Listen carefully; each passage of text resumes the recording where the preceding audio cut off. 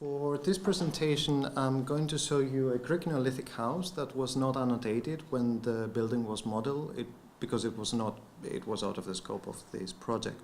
So looking at it now, trying to conceptualize an efficient annotation mechanism, I'm not yet sure how such an ambiguous dataset could be annotated, and also if annotating such ambiguity would really help either the intended audience or whoever is the reader of this dataset.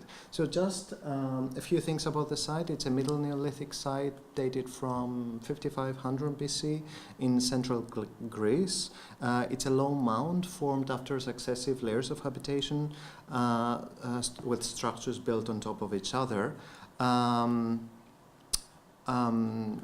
So it's this building. It roughly occupies an area of 23 square meters. This structure has a stone foundation made of well-sorted limestone. The first course of stones is positioned horizontally. The rest of the wall was composed in the herringbone coursing style.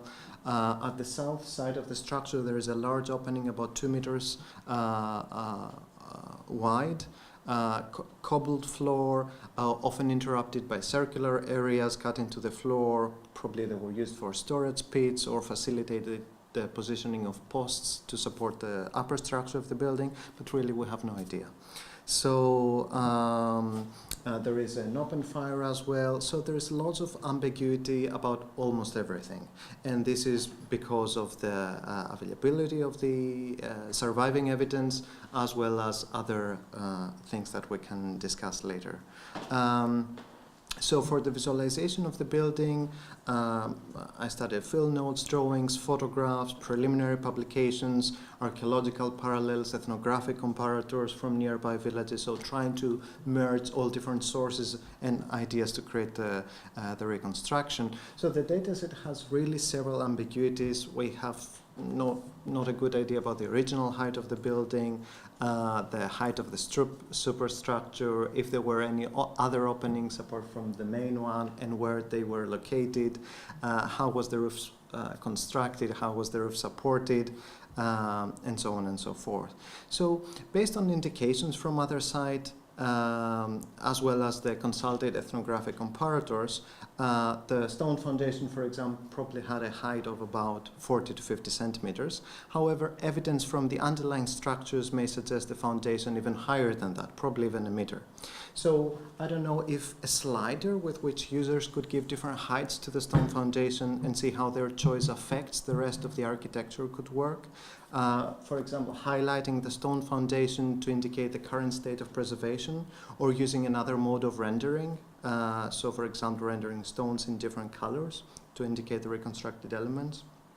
Using probably non-photorealistic rendering styles, if this would be more efficient to demonstrate ambiguity. And of course, the same principles could be applied to the walls of the building. Also, it seems reasonable that an open fire existed.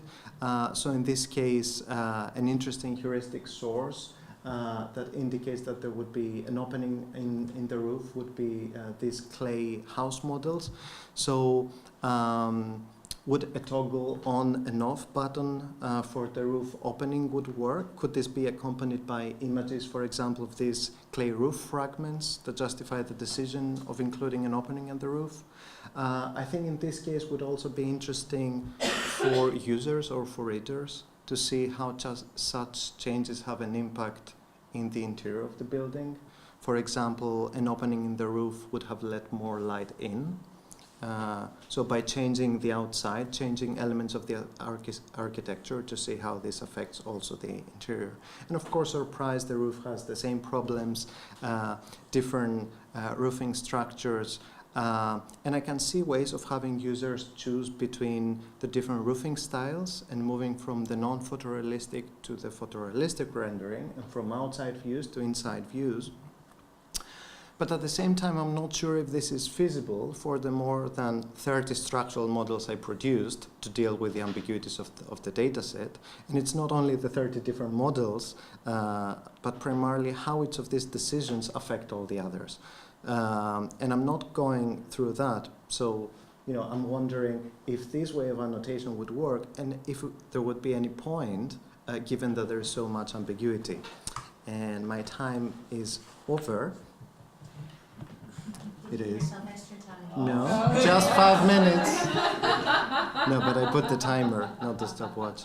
I don't know if this kind of annotations where you hover over an element in the world could work. So just to conclude, just a sentence, I'm not yet sure how to deal annotation-wise with such complicated data sets in which there is rarely a single answer to a question or a linear relationship between the evidence and the model counterpart in a way that the London Charter suggests to make lists of how one links to the other. So I think the discussion is far more complicated than it seems, and any decision should deal with the intended message, the intended audience, because we cannot annotate everything. I don't think it's reasonable, in my opinion. So at first stage, it should be more about what to annotate, what types of information to include, rather than how to annotate it. And of course, I would put as a more provocative thought, do we really need to annotate? So thank you.